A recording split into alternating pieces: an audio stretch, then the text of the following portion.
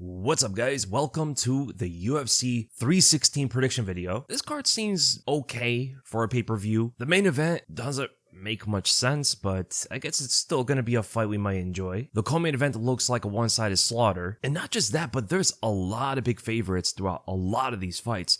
Only 3 fights on the card have close betting lines, and those are Mario Bautista versus Patchy Mix, only because Mix is making his UFC debut on short notice, so that's one. The other one is Serghei Spivak versus Waldo Cortes-Acosta, which is a close fight. And then Khaos Williams versus Andreas Gustafsson is kind of close, I guess. Khaos Williams is a decent enough favorite, but not enough to say that everybody's confident he's gonna win, you know? Every other fight has a big favorite in it. All of them. 10 out of 13 fights, including the 2 title fights. Now that usually would mean that the card doesn't have great matchmaking overall, but there were some pullouts. Johnny Walker, Marlon Vera, Shamil Gaziev, Uros Medic, and Albert Tadevosyan. 2 of those last opponents were supposed to fight Khaos Williams. Walker was supposed to fight Azamat Murzakanov, Marlon Vera was supposed to fight Mario Bautista, and Shamil Gaziev was supposed to fight Serghei Spivak. And there are a few prospects who are stepping up against competition too, like Quillan Salkilld and Ju Sang-yu. So I would rate the card overall an accurate 4 out of 10 for a pay-per-view. But maybe it performs better. That's just on paper. It could perform like a 7 out of 10 or like a 2 out of 10. We have no idea. I think it will perform well though. I think there's going to be a lot of good finishes and some dominating performances, but some of these fights are match made to perform that way. And annoyingly, ESPN Plus seem to have taken down all the UFC fights, so you can't like rewatch them. But the UFC is apparently in negotiations right now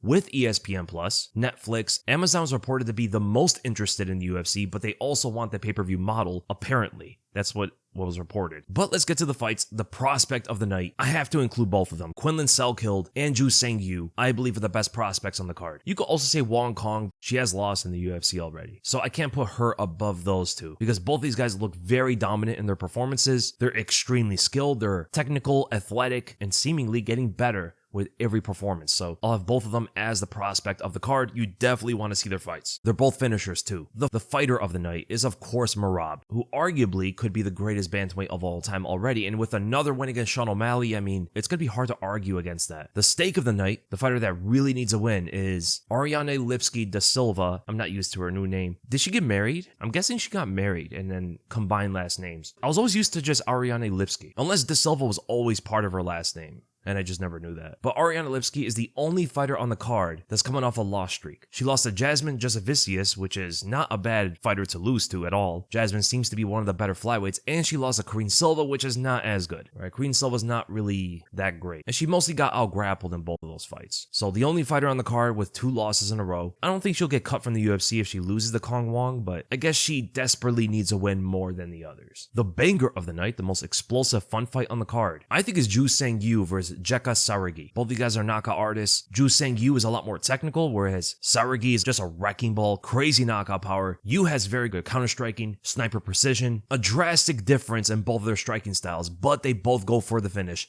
in the standout. Should definitely be a fun fight. The sleeper of the night, the most slept on fight on the entire card, I would say is Quillan Salkilld versus Yanal Ashmouz. It's a step up in competition for Salkilld. It's a very well skilled fight. And then the fight of the night, the best fight on the entire card, I'll go with Bruno Silva versus Joshua Van. 2 ranked flyweights, both technical, both should put on a pretty good fight. And honestly, there's not a lot of good contenders for fight of the night because I don't think it's the main event. I'll get to my pick on that fight, but I think Silva and Van might be the most competitive while also being technical. I was looking at Mario Bautista and Patchy Mix, and I'm like, I can't have a Bautista fight be fight of the night. Luque and Holland, no. Murzakanov and Ribeiro, absolutely not. Yu versus Saraghi could be fight of the night, but I think Silva versus Van is probably the most competitive fight on the entire card. But with that, let's go to the first fight. Marquel Mederos versus Mark Choniski. As you can see, Mederos is 10-1, whereas Choniski is 8-0 undefeated. Mederos had 2 fights in the UFC. He beat Austin Hubbard by a split decision, and he also beat Landon Quinones by a unanimous decision. And before those 2 wins, he was winning mostly by finish, knockouts and TKOs, but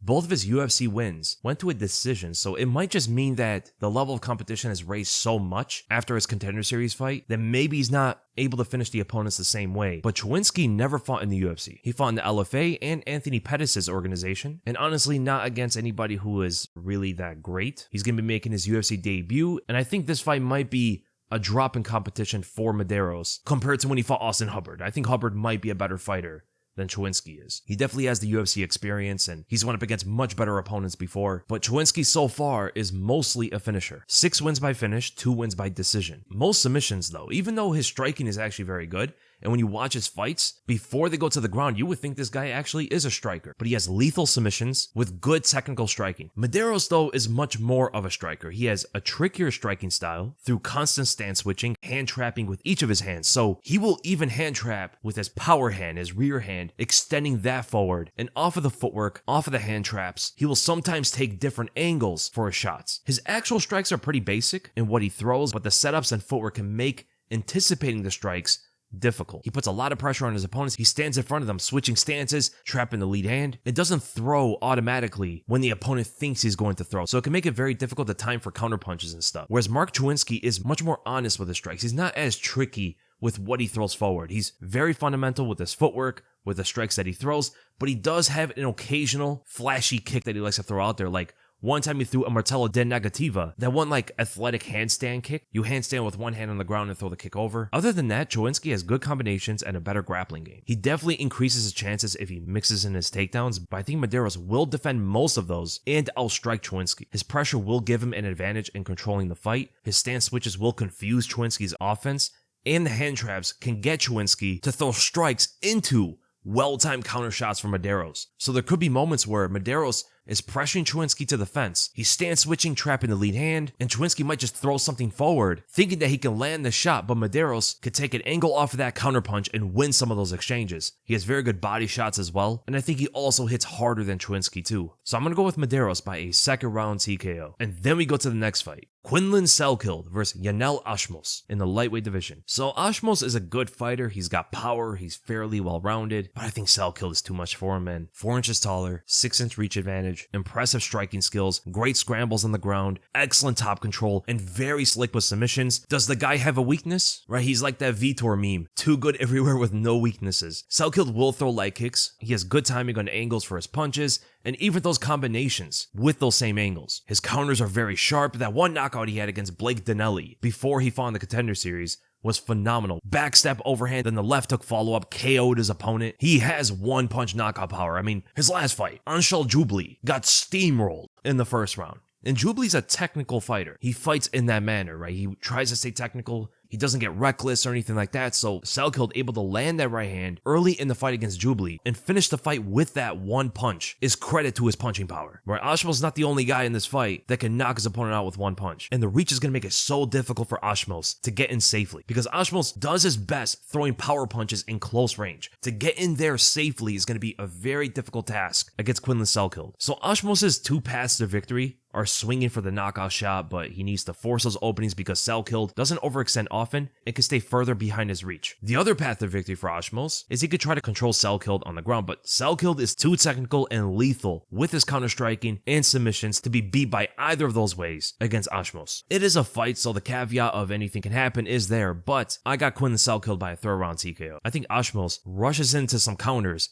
and gets finished by strikes on the ground. Have I been saying Quinlan this whole time? Sorry, Quillan Salkilld. Then we go to the undefeated Ju Sang-yu versus Jeka Saraghi. The Korean counter is what he kind of fights like. Ju Sang-yu is well-rounded, but excels in striking. He can take it to the ground, but he likes to keep the fight standing. A pot-shotting style with a high-level spinning back kick. Actual great back kick compared to some other UFC fighters. He tries to get the knockout by sniping the opponent in moments, and has quick, reflexive footwork ready for counter strikes. So he'll throw that right straight, very precise with that shot. But if the opponent's trying to counter strike, he is fast enough to retract, take an angle, or quickly move away from the counter strike for himself to counter his opponent. He has some similarities with the way featherweight Conor McGregor fought. And he has also sparred with Max Holloway, looked pretty good there technically. You might shoot some takedowns though, as Jeka Saraghi is a monstrous power puncher. This guy has tungsten in his hands. Just brute power and strength and not that technical. Decent leg kicks and will even go shin for shin against his opponent. The guy's a madman. He can get wild and you could land some powerful counter punches. Jeka also has an abysmal ground game. All of his losses have been in the grappling, either by submission or ground and pound. He's never been knocked out on the feet or lost by a decision. Only grappling finishes. So you could get some good double legs and beat Jeka on the ground too. So I'm going Ju Sang-yu by a third round TKO from ground and pound, and should be a very exciting fight. Then we go to Ariane Lipski da Silva versus Cong Wang. This should be a good striking contest in which Cong wins. Unless Lipski wants to try to test her improving grappling again for this fight. Before the O'Neal fight, Lipski's grappling was horrible, but it suddenly got like 10 times better from that fight. She does have good Muay Thai skills, very fundamental offense with a usual reach advantage, with not so good striking defense. She doesn't move her head much, and that could be an early fight conclusion against Wang, who hits harder, is far more technical in the striking, one of the most skilled women strikers in the UFC, despite the Gabriela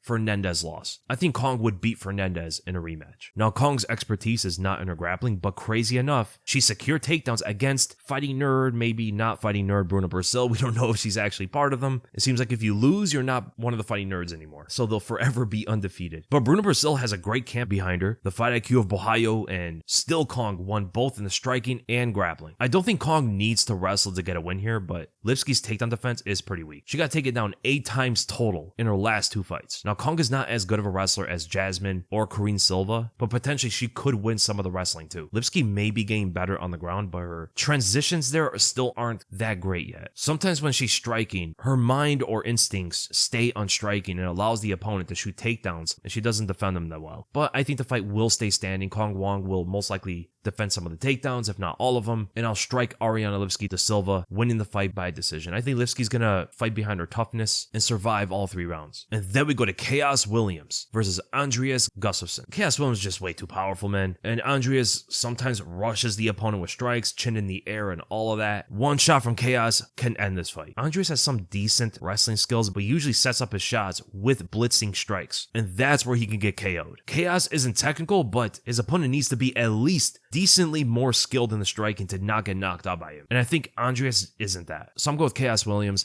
by a first round knockout. Then we go to the heavyweight division. Serghei Spivak versus Waldo Cortes-Acosta. Finally, Acosta, after a 4-fight win streak, gets a ranked heavyweight opponent. On short notice though, and Serghei Spivak is number 7 in the rankings. A win here for Acosta puts him potentially 1 or 2 more wins away from a title shot, because Tom Aspinall has essentially beaten nearly everybody there is to beat. So if Acosta could beat Spivak, and then let's say he gets like a Pavlovich fight or a Blades fight, and he beats that guy, then he's getting a title shot for sure. So it's an interesting heavyweight fight, mainly to see if Acosta can actually be a future title challenger, but he needs to win this one. Now this fight's most likely going to be a grappler versus striker matchup. Spivak is going to try to take the fight to the ground and submit him. Acosta is going to try to defend that, keep the fight standing, and overwhelm him with his boxing. Very similar to how Almeida actually finished Spivak. He could do the same thing. Almeida landed the right hand, which started the finishing sequence, rocked him with that punch, threw a boxing combination, which is very rare for Almeida to throw. He's a lot more about front kicks and takedowns and stuff like that, but that showed the evolution of Almeida striking, which is great to see going forward in his career. But Acosta could do the same thing. Overwhelm him with his boxing. One punch from Acosta could change the fight. He has a good jab, he has a sharp right hand, could put together combos, and even though Spivak's getting better there, especially shown in his Marcin Tybura win, it's still not at that level. I mean, this guy's went up against good boxers before and still didn't evolve enough after all that experience. I mean, he fought Tom Aspinall, he fought Cyril Gane, he fought power punchers like Tai Tuivasa, and he hasn't gotten that much better in the striking. Spivak could do what Marcus Rogério de Lima did. Throw leg kicks and shoot takedowns. That game plan can get him the win here. Acosta doesn't check leg kicks that much unless he's improved, which we haven't seen yet. And his takedown defense hasn't really been tested after the Marcus Rogério de Lima fight, which is the only loss in his career. Most of these other guys do not shoot takedowns against him. The only guy that did was Ryan Spann, and that was him moving up to heavyweight for the first time, so it was an X factor. So that's going to be different than the Spivak fight. And Spivak lost weight too, which has helped his speed and his footwork. He used to be so flat-footed, so slow, but now he strikes faster, he moves better, and just is overall a better fighter. But even though the fight is close, I'm gonna go with Waldo Cortes-Acosta by a second round TKO. I think Waldo will get taken down in the first round, survive, and then in the second round, lands a right hand, blitzes Spivak against the fence, and finishes him there with punches. So I'm gonna go with Waldo Cortes-Acosta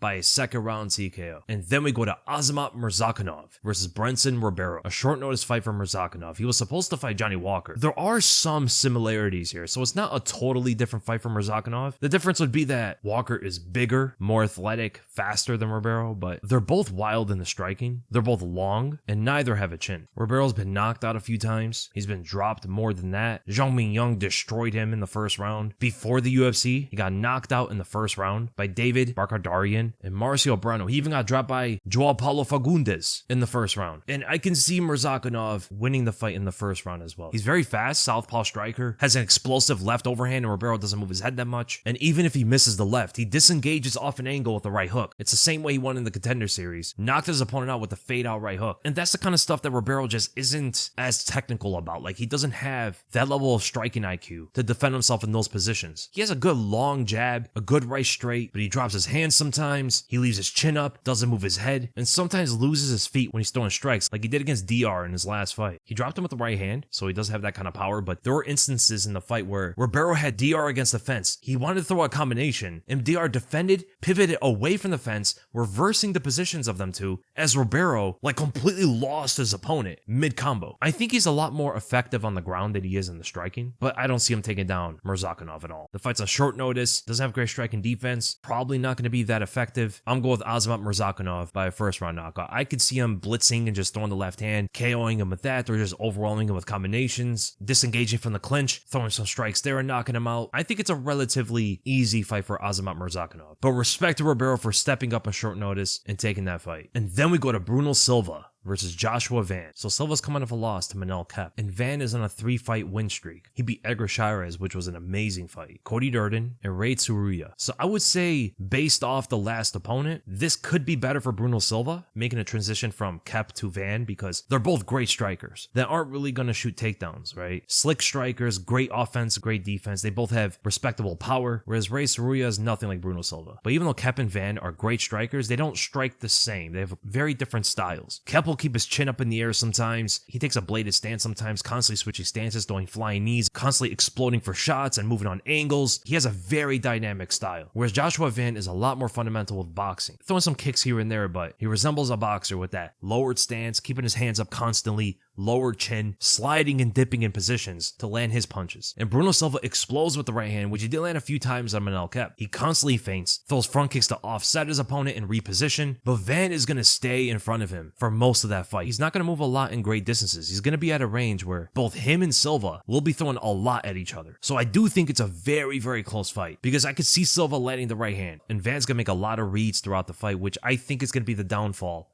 of Bruno Silva, the fight IQ difference of the two. Not that Silva isn't a smart fighter, but he doesn't adjust in the fight the same way Van does. Van will change certain techniques he's using mid-fight, whether they're working or not, or whether the opponent's landing certain strikes or not. You saw that in both the Edgar Chairez and Cody Durden fights, right? Edgar Chairez was doing very well in the first round until Joshua Van started adjusting throughout, and I think he could do the same thing when Silva's throwing the right hand, when he's throwing the front kicks. The front kicks start getting defended, parried away, and that opens up more shots for Joshua Van to land. And his boxing arsenal is a lot more versatile than Silva's. He starts ducking under the right hand and landing his own, or starts throwing right elbows over the top, throwing up jabs to dip in for body shots, throwing in smooth combinations while sliding away from the counter punches of Silva, which you saw from Kape as well, but Kape is a lot more dynamic with his footwork, and I think that's how the fight would mostly be. First round will be a lot more competitive. Maybe Silva even wins the first round until Joshua Van starts adjusting throughout, defending the front kicks, evading the right hand, landing his own combos, and once he starts landing the body shots, Van starts becoming a lot more difficult to handle for his opponents generally. So I'm going to go with Joshua Van by unanimous decision, and what might be the best fight on the entire card. And then we go to the main card, Vicente Luque versus Kevin Holland. This is a very interesting fight because we were not too confident in Luque after that Jeff Neal fight. He didn't look like the same fighter, both in his RDA win and Joaquin Buckley loss. But now we know how good Joaquin Buckley is. Before we didn't. We thought Buckley was just a journeyman fighter. But now that he's one of the best welterweights in the world, okay, the loss doesn't seem so bad. And who knows how far Buckley can go. Maybe he becomes champion. The guy's insanely good. Going from that to starching Themba Gorimbo in the first round, 52-second anaconda choke after dropping him first. And Gorimbo was a promising prospect. That confirmed that Vicente Luque is still good. To time his counter shot that precisely is something only vintage Luque would be able to do. And then the quick anaconda choke to go with it. That was an excellent performance. Now Kevin Holland can still knock him out, man. He packs as much power as a 45-70. And Luque doesn't know much about a 45-70. But that one shot alone could win him the fight. He's very long for the division. He's much better at welterweight than he is at middleweight. He just beat Gunnar Nelson by a decision. But if Luque is able to get him to the ground, I could see Luque winning. But it's harder to overpower Holland for these welterweights. Michael Chiesa couldn't do it, even though he's enormous for the weight class. You guys see him now? That guy's like the same size as some of these middleweights. It's crazy. But that guy couldn't even get Holland to the ground. We have to give him some credit for scrambling with Hamza as much as he was. although he was getting absolutely ragdolled. The first takedown wasn't enough. I can see Holland defending the takedowns and knocking out Luque. The fact that he fought Jack Della Maddalena to a decision and didn't get absolutely destroyed, did not get knocked out or dropped, landed some shots for himself, like, that is very good experience going into this Luque fight, because there's not really that much Luque does that JDM doesn't. JDM can do everything Luque does in the stand-up, but a lot better. They both have a boxer's approach to the striking. When JDM fought Holland, he was very flat-footed, just like Luque is. JDM actually moves his head. He has great defense. Luque doesn't move his head at all. To not move your head in front of a sniper is just a recipe for disaster. Holland can pin that right hand straight through the center, through the guard of Luque, and drop him with a single shot. It's like he'd be standing right in front of a Winchester 1886 rifle. And Kevin Holland knows all about the ammo that thing holds. So, I gotta go with Kevin Holland by a second round TKO. I think he defends the takedowns, evades the punches of Luque, and just snipes Luque from the center line, dropping him and then finish him on the ground with strikes. And then we go to Mario Bautista versus Patchy Mix. Patchy Mix's UFC debut. Patchy Mix is arguably one of, if not the best fighter from Bellator. Maybe second to Usman Nurmagomedov. And for me, he's one of the most exciting signings in a very long time. I mean, ever since maybe Alex Pereira. And Bautista's coming off one of the most boring performances in UFC history, but he is ranked in the top 10. This is a very good opportunity for Patchy Mix to show everybody how good he actually is. Before fighting the top guys, he needs to beat someone like Bautista. And I think he has a very good style to at least make the fight more entertaining. Bautista can now hold Patchy Mix on the fence. He cannot lay and pray on the ground. It's impossible. Mix is such a high-level grappler. His submissions are so fast and lethal. There's nothing Bautista can do by holding him in any position.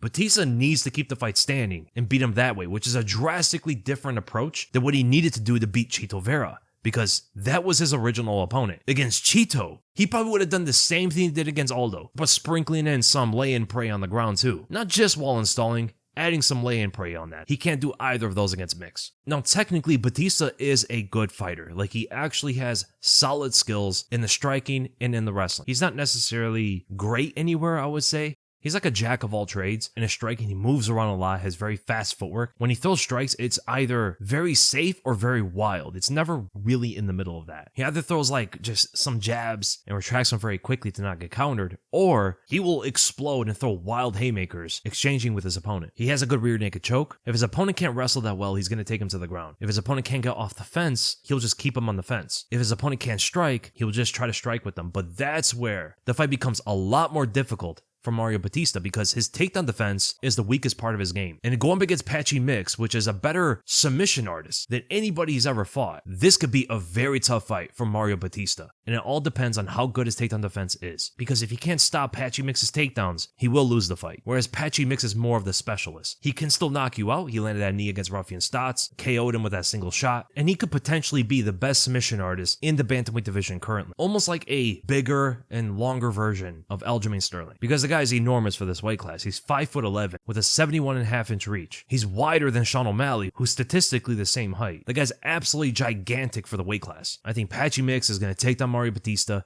and submit him in the second round. I see him taking down Mario Bautista in the first round, showing everybody that he's as good as advertised, has a lot of top control, throwing ground and pound strikes, and maybe at the end of the round goes for a submission. Then in the second round, takes him down again and submits him there. And if Mix finishes Bautista, he's going to be fighting top 5 immediately, only making the bantamweight division even stronger. And then we go to Kelvin Gastelum versus Joe Pyfer. 2 power punchers, but Gastelum, I think, should go to welterweight again, man. The guy's so small for middleweight. He's 5'9" with a 71.5-inch reach. He's not necessarily like big. Joe Pyfer is going to look like he's 2 weight classes heavier than him. Joe Pyfer is a lot bigger than this guy in every which way. He's taller, he's wider, he's bulkier. But the thing going for Kelvin is that he is fast in the weight class. Not as fast at welterweight, but there's a disparity between his speed and some of the other middleweights because he is so much smaller than them. And he has one-punch knockout power. It's routine with what he throws, though. Everyone knows what Gastelum's trying to land in the striking, so it becomes a lot easier to defend against. It's almost like when Dan Henderson was fighting. Everybody knew it was the right hand. But the difference is, Gastelum doesn't land the left hand as much as Hendo was landing the right hand back then. The fighters have gotten so much better in defending that one-dimensional striking style. It's jab, left overhand, or right hook, left overhand. He doesn't throw anything else, man. Like, he threw a high kick against Adesanya. Very uncommon for him to throw anything else but a setup right hand and then a left overhand. Joe Pyfer, though, because he is so much bigger and he is also well-rounded, Gastelum can wrestle, but he's not effective with it against other middleweights. When he beat Daniel Rodriguez in his last fight, it's a welterweight, right? Rodriguez moving up to middleweight is not the same as fighting guys like Joe Pyfer. Joe Pyfer is powerful in everything he does. He has absurd punching power. Like, he hits so much harder than a full speed Ford Escort, but he just doesn't set up his punches that well, and it allows his opponent to see the shot sometimes and take it better. But as soon as he improves his setups, feints, jabs, stuff like that, these guys can be knocking people out a lot more regularly. He has to be able to distract them so they don't see the power punch, like the way Volkanovski does, right? Volk is very good at doing that, but Pyfer, he kind of just throws and his opponent sees those punches. But together with that, he has strong takedowns, very good double legs, slams his opponent to the ground, and I can see him overpowering and out-wrestling Kelvin Gastelum, as well as landing some good power punches. But he just doesn't want to be in front of Gastelum for too long. The guy is a human fridge. You can't knock him out, and he needs one shot to change the entire fight. He can't stand in front of Gastelum, and he cannot be overconfident to overpower him with strikes. He needs to use his wrestling to win this fight. Like how he beat Abdulrazak Al-Hassan, another powerful striker. He took him to the ground and submitted him. That's what he needs to do against Gastelum, but expect that Gastelum is going to be tough enough to survive and go to a decision. He cannot underestimate him, man. So I'm going Joe Pyfer. I am trusting his fight IQ, and I think he's going to win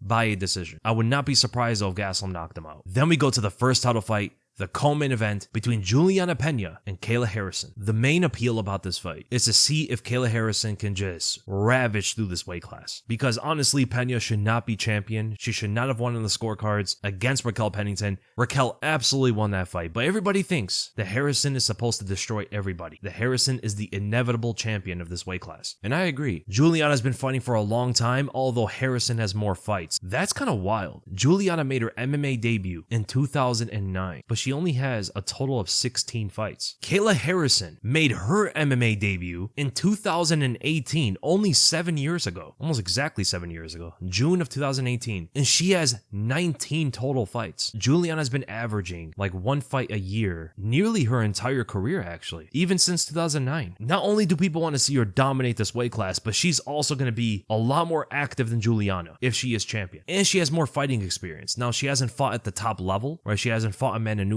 and Jermaine Durandamy and Valentina Shevchenko and Raquel Pennington, I guess. But the only way I see Julianna winning is if Kayla Harrison gets tired. That's the only way. She can't go to the ground with her. She'll get absolutely destroyed. Bro, Kayla will throw her on her head. It will look like the next version of Ronda Rousey versus Miesha Tate. When Julianna shoots takedowns, Kayla's gonna flip her on her head with a lot more power, a lot more strength. She's so much bigger than Julianna. She hits very hard. She's fast with her striking. She honestly is a more technical striker, as well as being a way better grappler. Julianna is ferocious. She is very aggressive. She's very tough. So the way she could win is kind of how she beat Nunes somewhat. And that would depend on if Harrison will gas out at some point in the fight. Now, Harrison did beat Caitlin Vieira by a decision, but she didn't look great in that fight either. So the way I see the fight is, I think Julianna's going to blitz forward at some moment in the fight, throwing those windmill punches. Kayla's going to be thinking, why is she throwing punches like that? Then toss her on her head. Land some ground and pound shots, keep top control, and maybe win the fight by an armbar or something. I could also see her countering Julianna and just blasting her in the air. To land those kind of shots on Julianna, you don't need to be that high level of a striker. I think Harrison is at a technical level enough to land those counter shots. So for the two-time gold medalist in the Olympics, the judoka, I believe, is going to defeat Julianna Pena by a second round submission. I think Julianna's gonna be tough for the first round.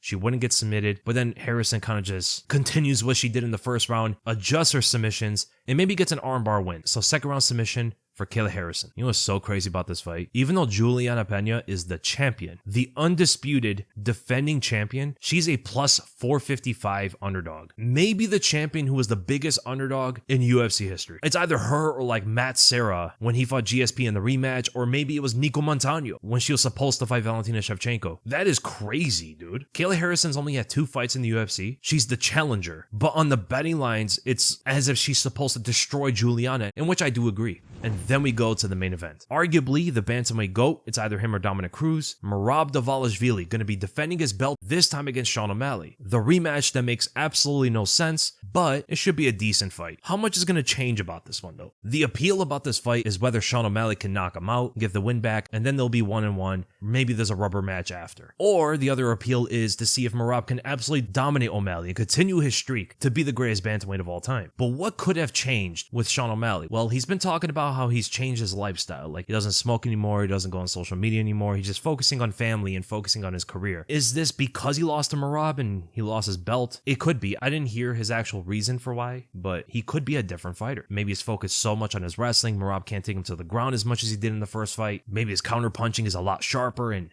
able to handle the pressure of Merab. But then again, what if Merab changes the way he approaches his fight? Because when he fought O'Malley, he wasn't as aggressive as we usually see from him. He was respecting the distance management of O'Malley as well as the punching power. So he wasn't really running into O'Malley like that. He was a lot more patient than he usually is. But perhaps in this fight, he adds a lot more pressure in his style for this one. Now that could open up the counter shot for O'Malley to knock him out, but it could also overwhelm O'Malley way more than before. And that could gas O'Malley out in the 4th and 5th rounds. But because Merab was so patient in the first fight, O'Malley still had a good gas tank going into the later rounds. And I think Merab knows not to just sit at distance sometimes. He has to be somewhat more aggressive. And fighting someone like Umar Nurmagomedov is only going to improve Merab's wrestling as well as his striking. Fighting well-rounded opponents like that is only going to increase your overall game. But honestly, I don't think the fight is going to be too different than the first one. Merab has a very strong wrestling game because of his cardio. He can outstrike his opponents if they do get overwhelmed by the pace. He's not a technical striker. He's not a crazy technical wrestler either. O'Malley is a great sniper. He has high-level striking, great footwork, and decent takedown defense, but I don't think the fight is that different. I think Merab is going to take him to the ground, control him on the ground, land some ground and pound shots, and win the fight by decision. So I see Merab winning 4 rounds out of the 5. O'Malley might win one of the mid rounds, like 2, 3, or 4. And with that, let's go to the betting odds. So Merab's a -300 against a +240 Sean O'Malley. I agree with that. It's not a fight I would bet on, honestly. Maybe Merab with a parlay, but O'Malley by knockout is the way he would win if he pulls it off. O'Malley by knockout is a +575. That's not a bad bet. It's going to be hard for O'Malley to win a decision, and especially hard to win by submission. I think the best pick would be Merab on a parlay, but O'Malley by knockout is decent. Julianna Pena is a +500 on this one against a -750 Kayla Harrison. That is so crazy, bro. Okay, I don't think Harrison's a -750, more like -450. So Julianna on those odds is decent, I think, but I wouldn't bet on that fight. Joe Pyfer, the -400 against a +300 Kelvin Gastelum. I don't agree with that at all. I think Pyfer is more like a -200. He could get knocked out if he's sitting in front of Gastelum. Gastelum's also very tough. I think Joe Pyfer wins, but I would not bet on that fight. Mario Bautista is a +150 against a -190 Patchy mix. I agree with that. Kevin Holland a -275 against a +210 Vicente Luque. I can agree with that. I think it's closer though, but I can see Kevin Holland winning like that. Bruno Silva is a +410 against the -560 Joshua Van. What? I think Joshua Van wins, but -560? Some are even -600? Like, that is crazy. I don't agree with that at all. I think Joshua Van's like maybe lower than a -200. Bruno Silva is not a bad fighter. So that's another fight I would not bet on because I don't think Silva wins, and you don't really win much betting on Van unless you have a crazy parlay. Azamat Murzakanov is a -550 against a +400 Brenton Ribeiro. Yeah, I can see that. Like, that makes a lot more sense. This fight should be a lot more one-sided than Silva versus Van. Serghei Spivak, the -145-ish against a +120 Waldo Cortes-Acosta. Interesting. Waldo is the underdog. I can see that, but I think Waldo's going to win. Andreas Gustafsson is a +165 against a -195 Khaos Williams. I agree. Ariane Lipski de Silva is the +400 against a -550 Wang Cong. I can agree with that. Mark Choniski is a +185 against a -240 Marquel Mederos. I think it's closer than that. Mederos, I think, should be more like a -145, something like that. Closer fight, although I do think Mederos wins. And then Jeka Saraghi is the +360 against the -500 Ju Sang-yu. I don't agree with that. I think it's closer. Saraghi's very powerful, but I think Ju Sang-yu should be like a -300, something like that. And then Quillan Salkilld is a -475 against a +360 Yanal Ashmouz. I agree with that. And those are my picks for the card. Leave in the comments below who you think are going to win these fights. Should be a fun card with some dominating performances. And I'll see you guys in the next video.